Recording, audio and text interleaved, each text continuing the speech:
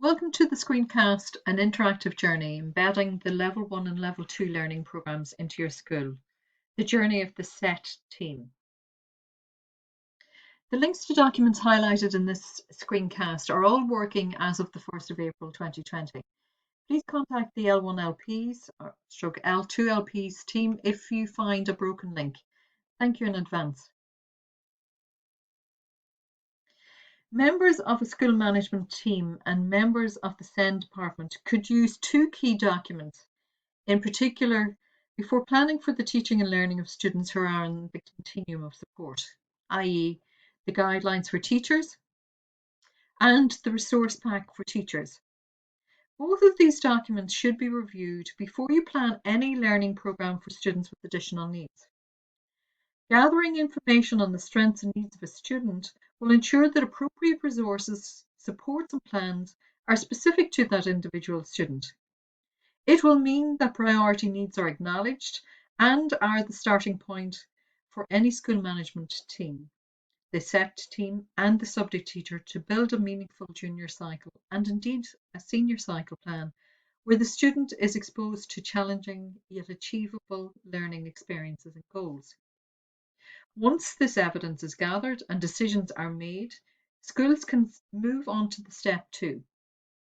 Before we do so, I want to bring your attention to this document as displayed. This is a progression continuum for level 1's learning programs, and it describes by way of pathways and descriptive indicators the general learning journey that the student engages in.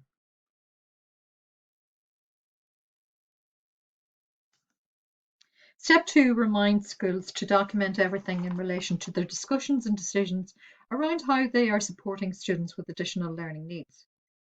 The practice is usually already well established and can take on different forms in schools. Some schools may be using the student support file as suggested by the continuum of support and the guidelines for supporting students with additional learning needs. The link to the Word document for the student support file is embedded here and as you can see, I have redirected you to the next section of the DES website. Other schools may be writing up IEPs for the students.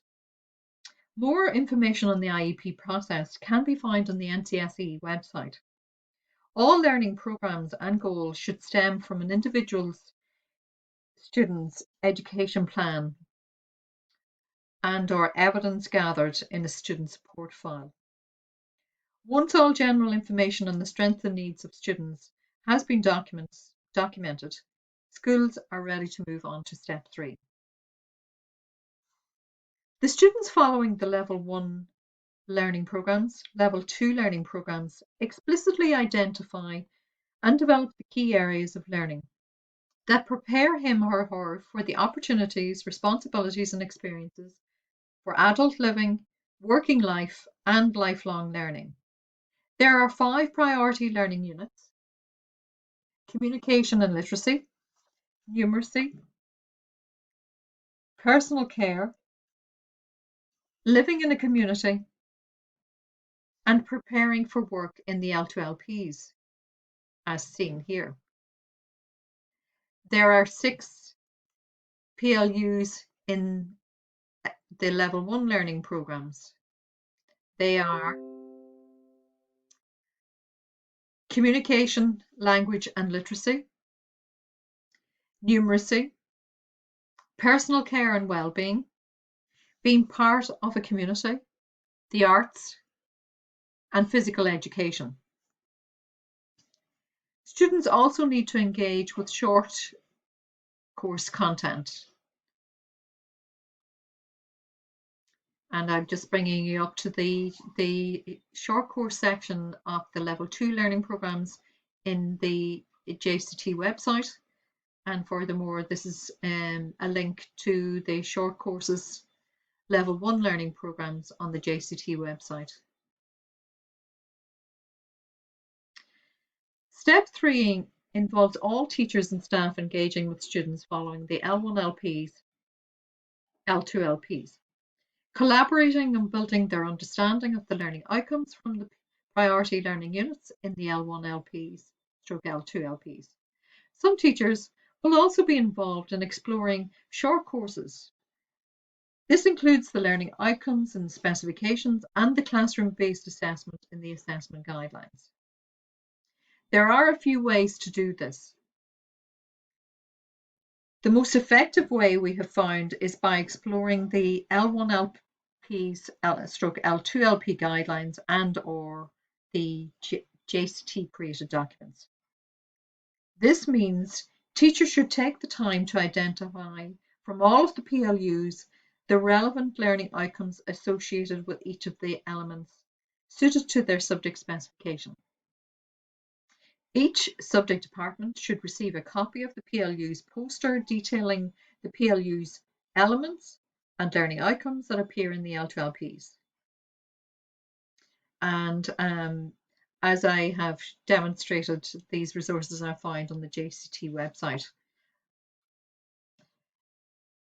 Teachers are encouraged to discuss the learning outcomes and agree as a department if their identified learning outcomes are similar to the learning outcomes of their specification that they're working with anyway.